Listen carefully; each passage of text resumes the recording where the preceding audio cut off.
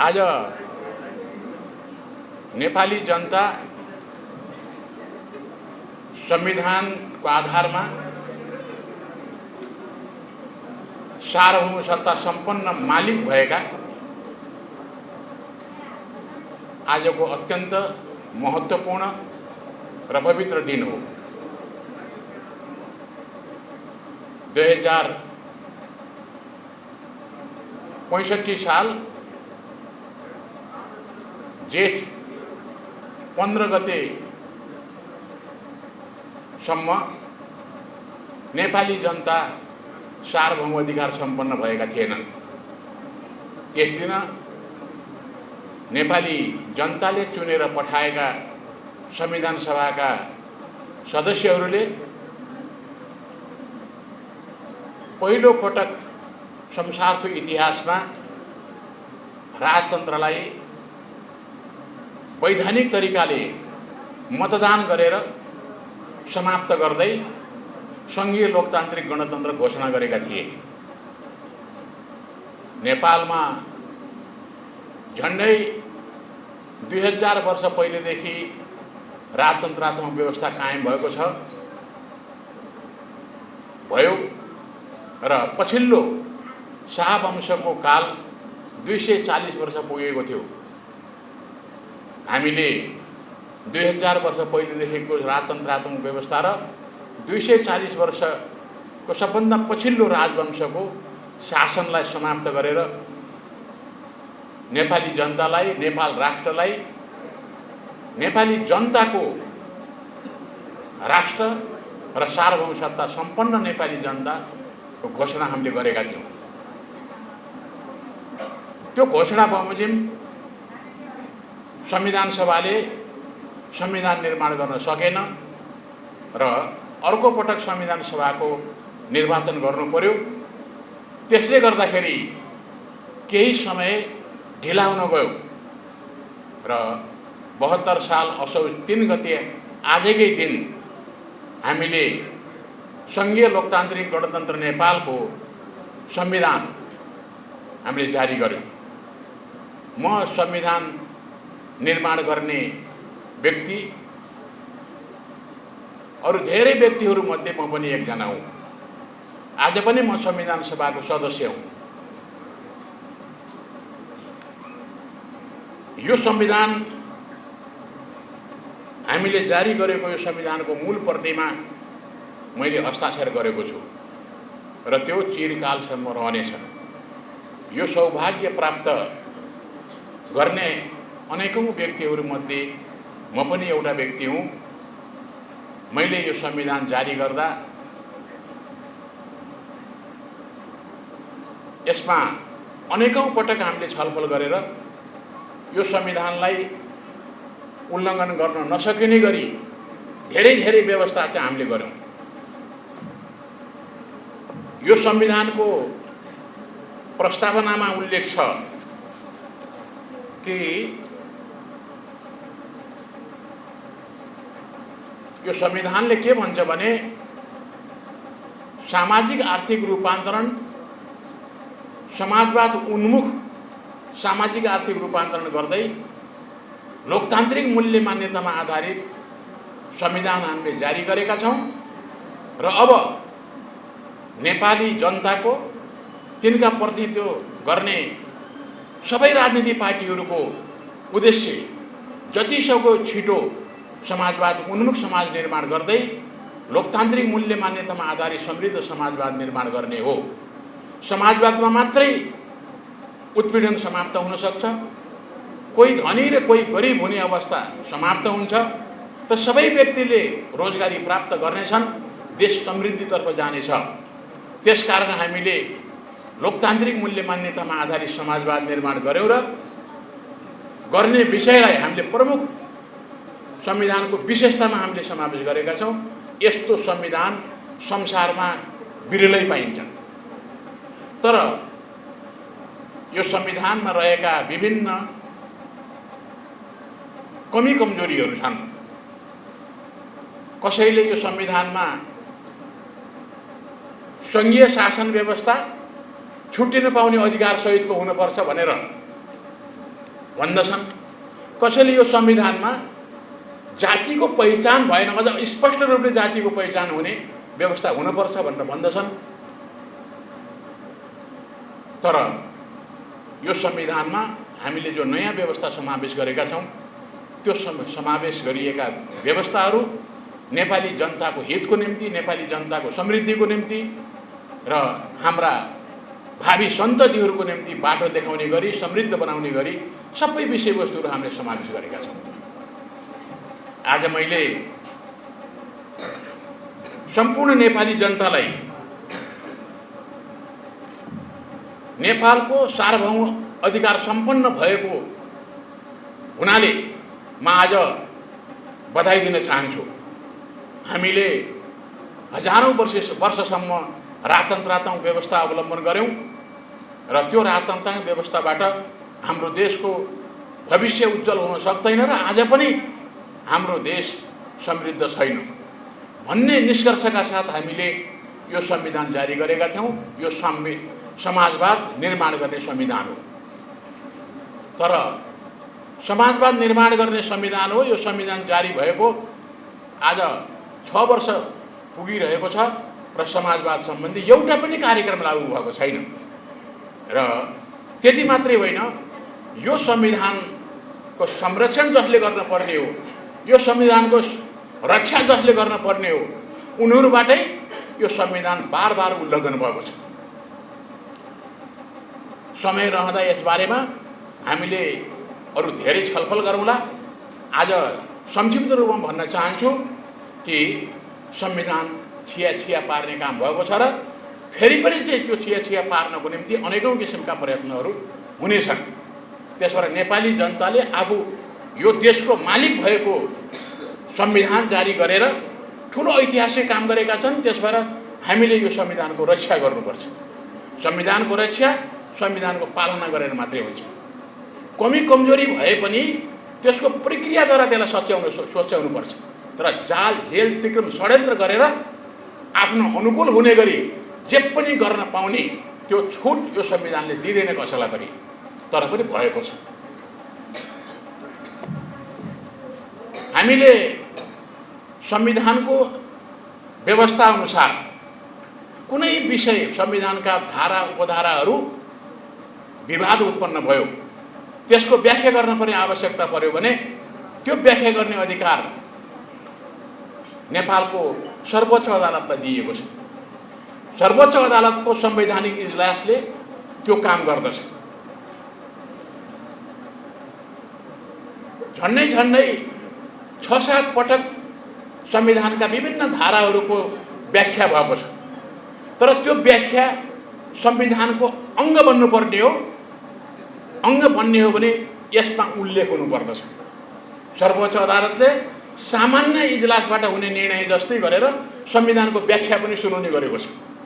अब सर्वोच्च अदालतलाई भन्न त नहुने हो, तर त्यो व्यवस्था कमजोरी हो कि सर्वोच्च अदालतले यो संविधानको व्याख्या गरिसकेपछि यो संविधानको त्यो व्याख्या अङ्ग बन्छ। संविधान संशोधनबाट मात्रै त्यसलाई सच्याउन पाइन्छ। संविधान संशोधन भएन भने त्यो व्याख्या संविधानको अङ्ग बन्छ। त्यो अङ्ग बनेको कुरा कहीँ कतैतिर उल्लेख छैन। त्यसबाट त्यो एउटा कमजोरी चाहिँ रहेको छ र यो संविधानमा भएका अरू पनि कतिपय कमजोरीहरू छन् जसको बारेमा हामीले विचार गर्न पर्दछ कि यो संविधानको धारा 3 र 4 मा के भन्छ भने नेपाल एउटा मात्र राष्ट्र हो र एउटा मात्र राज्य भएको देश हो। एउटा मात्र राष्ट्र र एउटा मात्रै राज्य भएको देशमा यही संविधानले भन्छ कि त्यो एउटा मात्र राज्यलाई टुक्र्याउन पाइन्छ भनेर भन्छ। एउटा मात्र राष्ट्र, एउटा मात्र राज्य, यसलाई टुक्र्याउन हुन्छ कि हुँदैन? तर संविधानको एउटा धाराले यो व्यवस्था गरेको छ कि त्यसले राज्य शक्तिको बाँडफाँड गर्ने व्यवस्था गरेको छ। राज्य शक्ति भनेको नेपाल एउटा राज्य हो, त्यो एउटा राज्य शक्ति हो। तर त्यसलाई बाँडफाँड गर्नुको अर्थ त्यसलाई टुक्र्याउनु, अलग अलग राज्य बनाउने हो। आज हामी कहाँ राज्य एउटा छ प्रदेशहरू 7वटा छन्। 7वटा प्रदेशलाई राज्य बनाउने प्रयत्न भइरहेका छ। त्यसो भयो भने नेपाल एउटा मात्र राज्य हुँदैन, तर बहुराज्य हुन्छ।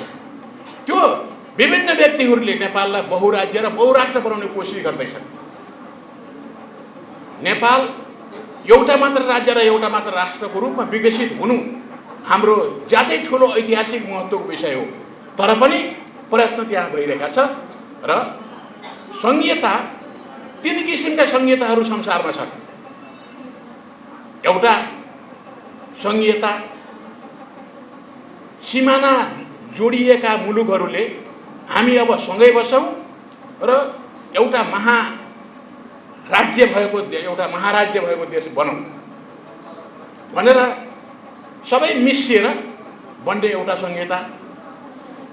अर्को संहिता के हुन्छ भने कुनै बेला साम्राज्यले विभिन्न राज्यहरूको अस्तित्वलाई समाप्त गरेर आफ्नो उपनिवेश बनाएको छ भने ती राज्यहरूले अब हामी सँगै बसौँ, ठुलो राज्यसित सामना गर्नको निम्ति हामीलाई पनि एउटा ठुलो शक्ति चाहिन्छ, त्यो शक्ति बन्नको निम्ति हामी मिलेर बसौँ भन्ने दोस्रो प्रकारको संहिता हुन्छ। तेस्रो प्रकारको संहिता भनेको त्यो केन्द्रमुखी संहिता हुन्छ, जहाँ एउटा मात्र राज्य छ, एउटा मात्र राष्ट्र छ भने त्यहाँ पनि संहिता लागू हुनसक्छ। तर त्यो संहिता केन्द्रले दिएको अधिकार विकेन्द्रीकरणको आधारमा मात्रै त्यो संहिता हुन्छ। हाम्रो देशमा विकेन्द्रीकरणको आधारमा संहिता हुनुपर्ने हो, तर हामीले संविधान बनाउँदाखेरि यो विचारलाई राम्ररी विचार पुर्याउन सकेनौँ र मैले पनि यो संविधान निर्माण गर्ने भूमिका खेलेको छु, तर मेरो पनि त्यसबेला दृष्टि पुग्न सकेन र हाम्रो देश जस्तो खाले संहितामा जानुपर्ने हो त्यस्तो खाले संहितामा जान सकेको छैन। अब हामीले यो संविधान जारी गरिसकेपछि यो धेरै शासकीय स्वरूपको सम्बन्धमा, निर्वाचन प्रणालीको सम्बन्धमा हामीले विचार गर्दाखेरि अर्को 2टा गल्ती हामीले गरेका रहेछौँ। एउटा, संसदले कार्यकारी प्रमुख चुन्ने व्यवस्था, संसदले कार्यकारी चुन्ने व्यवस्था अनुसार हामीले प्रधानमन्त्री बनायौँ, तर प्रधानमन्त्रीका त्यसबेलाका प्रधानमन्त्रीका क्रियाकलापहरू तपाईहरु सबलाई थाहा छ। झन्नै 5 पटक यो संविधानको उल्लङ्घन गर्नुभयो उहाँले र राष्ट्रपतिको जुन भूमिका हुनुपर्ने हो त्यो भूमिकालाई पनि प्रधानमन्त्रीले नै कमजोर बनाइदिनु भयो। मैले भन्ने गरेको छु त्यो उहाँले राष्ट्रपति आफ्नो पदको राष्ट्रपतिलाई दुरुपयोग गर्नको निम्ति प्रयोग गरेको मैले देखेको छु। त्यसो भएर यस्तो व्यवस्था यदि हामीले अवलम्बन गर्दै गयौँ, अर्कोले त्यसै गर्दै गयौँ भने ज्यादै ठुलो नोक्सानी हुन्छ र राष्ट्र बर्बाद हुन सक्छ, राज्य समाप्त हुन सक्छ। त्यसभएको हुनाले त्यसलाई नियन्त्रण गर्न, त्यो अवस्था आउन नदिनको निम्ति हामीले अब प्रत्यक्ष निर्वाचित राष्ट्रपति प्रणालीमा जानुपर्छ। प्रत्यक्ष निर्वाचित राष्ट्रपति प्रणालीमा गइसकेपछि त्यो राष्ट्रपतिलाई हटाउनको निम्ति महाअभियोग लगाउनुपर्छ। महाअभियोग लगाउने अवस्था सिद्धिमिति बन्दैन र 5 वर्षसम्म लगातार एकजनाले चाहिँ शासन व्यवस्थाको नेतृत्व गर्न सक्यो भने देशको विकास पनि अगाडि बढ्छ, अरू धेरै कामहरू अगाडि बढ्न सक्छन् र बार निर्वाचनमा जानुपर्ने स्थिति हुँदैन। र नेपालमा जस्तो एउटै पार्टीबाट प्रधानमन्त्री बनेका छन्, तर त्यो एउटै नामको चाहिँ पार्टी छ र त्यही पार्टीले आफ्नो प्रधानमन्त्रीलाई हटाउनको निम्ति अविश्वासको प्रस्ताव राख्छ र अविश्वासको प्रस्तावको सामना गर्नुको बदला प्रधानमन्त्रीले प्रतिनिधि सभा नै भङ्ग गरिदिन्छ। यो एउटा उदाहरण हो र संविधानले त्यसलाई असंवैधानिक भन्यो। असंवैधानिक भनिसकेपछि पनि सम्बन्धित कर्ताले महसुस गर्दैन कि मैले गल्ती गरेछु। उसले भन्छ गल्ती सर्वोच्च अदालतले गरेछ, सर्वोच्च अदालतको संवैधानिक इजलासले गरेको व्याख्या र निर्णय गलत छ, मैले गरेको निर्णय सही छ भन्छन्। यस्ता किसिमका धेरै यस्ता क्षेत्रहरू छन्, सानोभन्दा सानो क्षेत्र। अब यो संविधानमा रहेका त्यस्ता क्षेत्रहरू के छन् भने सरकार निर्माण गर्दाखेरि प्रधानमन्त्री चुन्दाखेरि प्रधानमन्त्रीको 4वटा विकल्पहरू प्रस्तुत गरेको छ यसले। पहिले हामीले संविधान, अन्तरिम संविधान या त्योभन्दा पहिलेको चाहिँ संविधानमा जम्मा प्रधानमन्त्री बन्ने 3वटा विकल्पहरू थिए। यसले 4वटा विकल्प अगाडि सार्यो। यो 4वटा विकल्पमध्ये सबभन्दा पछिल्लो विकल्प संविधानको धारा 76 को उपधारा 5 मा रहेको छ। त्यो उपधारा 5 मा के छ भने कुनै एउटा व्यक्ति पार्टीको या सम्बन्धित सभाका सदस्यहरूको समर्थन, बहुमत सदस्यहरूको समर्थन प्राप्त गर्यो भने प्रधानमन्त्री हुन पाउने व्यवस्था छ र त्यो प्रधानमन्त्री भइसके विश्वास बदलिन पर्छ। विश्वास प्राप्त भएन भने संविधान प्रतिनिधि सभा भङ्ग गर्ने व्यवस्था यो संविधानले व्यवस्था गरेछ। अब व्यक्तिले त्यस्तो किसिम गर्न पाउने, उठ्न पनि व्यक्ति पाउने हो भने त्यसको व्याख्या के भन्दा एक थरीले भने कि यसको व्याख्या पार्टीको समर्थन प्राप्त नगरिकन प्रधानमन्त्री बन्न पाउँदैन, व्यक्तिको समर्थनबाट हुँदैन भनेर भन्ने एउटा चाहिँ अभियान चल्यो। अर्को संवैधानिक इजलासले के फैसला गर्यो भने त्यहाँ पुगिसकेपछि कुनै पनि प्रधानमन्त्रीको उम्मेदवारलाई मतदान गर्न स्वविवेक प्रयोग गर्न पाउने अधिकार छ प्रतिनिधि सभा सदस्यहरूलाई भन्ने फैसला भयो। अब अहिले नेकपा एमाले भित्र यसले गर्दाखेरि एउटा ठुलो चिरा पर्यो, पार्टी विभाजन हुने ठाउँमा पुग्यो। यो संविधानमा रहेको कमजोरीले गर्दाखेरि यो संविधानले के भन्छ भने एउटा अवस्थामा बाहेक प्रधानमन्त्रीले प्रतिनिधि सभा भङ्ग गर्न पाउँदैन। कुनै पनि हाम्रो संविधानमा प्रधानमन्त्रीलाई विशेषाधिकार छैन, प्रतिनिधि सभा भङ्ग गर्ने विशेषाधिकार छैन। तर पनि संविधानको धारा 85 मा के लेख्छ भने अगावै विघटन भएमा बाहेक प्रतिनिधि सभाको अवधि 5 वर्ष हुनेछ। अगावै विघटन हुने कुराले के देखाउँछ भने प्रतिनिधि सभालाई भङ्ग गर्ने अधिकार प्रधानमन्त्रीलाई हुन सक्छ भनेर भन्ने एउटा व्याख्या त्यहाँ देखा पर्यो। यसले एउटा समस्या चाहिँ सिर्जना गरिदियो। यसरी हाम्रो यो संविधानमा भएका छिद्रहरूलाई प्रयोग गर्दै इमानदारी साथ पालना गर्ने हो भने संविधान एउटा अवस्थामा बाहेक पहिले सरकार बन्ने बेलामा विश्वासको मत अन्तिम उम्मेदवारले विश्वासको मत प्राप्त गर्न सकेन भने संविधान धारा 76 को 5 अनुसार 7 अनुसार उनले प्रतिनिधि सभा भङ्ग गरेर निर्वाचन जान पाउँछन्। तर त्योदेखि बाहेक अरू कुनै पनि अवस्थामा जाँदैनन्। पहिलो पटक प्रतिनिधि सभा भङ्ग भयो, सर्वोच्च अदालतले यो असंवैधानिक काम हो भनेर भन्यो, संवैधानिक इजलासले भन्यो। त्यो निर्णय छँदै त्यो निर्णय पढ्दै त्यो निर्णय के हो भनेर भन्ने सबै जनताले बुझ्न नपाउँदै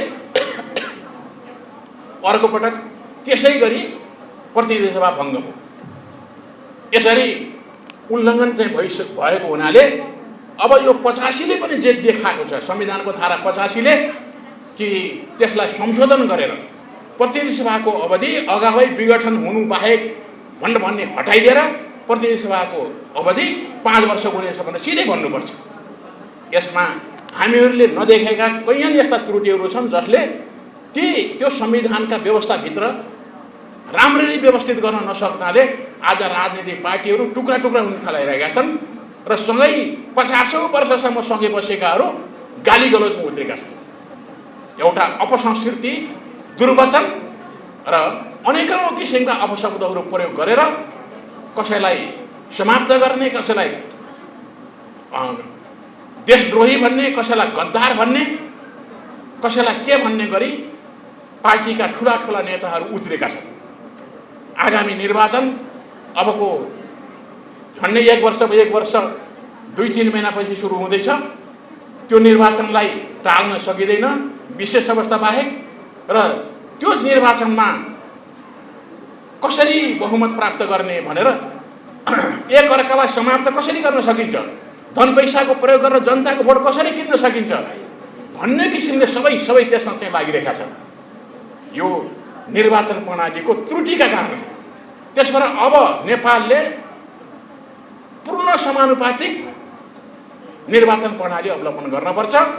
पार्टी लड्नुपर्छ चुनावमा, व्यक्ति लड्न हुँदैन।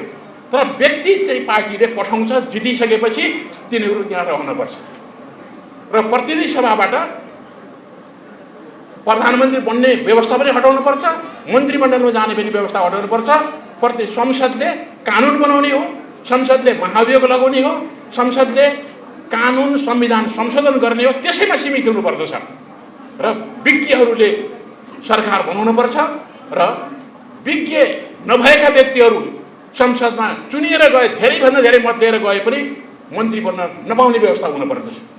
यसरी हामीले यो संविधानलाई व्यवस्थित गर्न सक्यौँ, जति सक्यो छिटो योलाई व्यवस्थित गर्न सक्यौँ भने हामीले यो संविधान बमोजिम यसले परिकल्पना गरेको समाजवाद आधारित सामाजिक आर्थिक रूपान्तरण गर्दै लोकतान्त्रिक मूल्य मान्यतामा आधारित समृद्ध समाज हामीले निर्माण गर्न सक्नेछौँ। यदि यसलाई त्यसको तद्रुप हामीले संशोधन गर्न सकेनौँ, यसलाई सुधार गर्न सकेनौँ भने एक दिन नेपाल टुक्रा टुक्रामा विभाजित भएर जानेछ र हामी दक्षिण एसियाका सबभन्दा गरिबीको अवस्थामा त छँदैछौँ। अहिले अफगानिस्तान बाहेक, तर हामी फेरि पनि उठ्न सक्ने छैनौँ। आजको सन्दर्भमा मैले यी विचारहरू यहाँहरू समक्ष राखेको छु र म यो विचार यही संविधानलाई कसरी व्यवस्थित गर्न पर्छ र कसरी हामी यो संविधानले परिकल्पना गरेको अवस्था सिर्जना गर्नको निम्ति लाग्नुपर्छ भन्ने सम्बन्धमा म अबको दिन म त्यस्तो समाज निर्माण गर्न, त्यस्तो संवैधानिक व्यवस्था, कानुनी व्यवस्था निर्माण गर्नको निम्ति मैले आफूलाई समर्पित गर्ने सङ्कल्प गरेको छु र यहाँहरू सबैलाई धन्यवाद दिँदै मैले आफ्नो मन्तव्य अन्त्य गर्छु। धन्यवाद।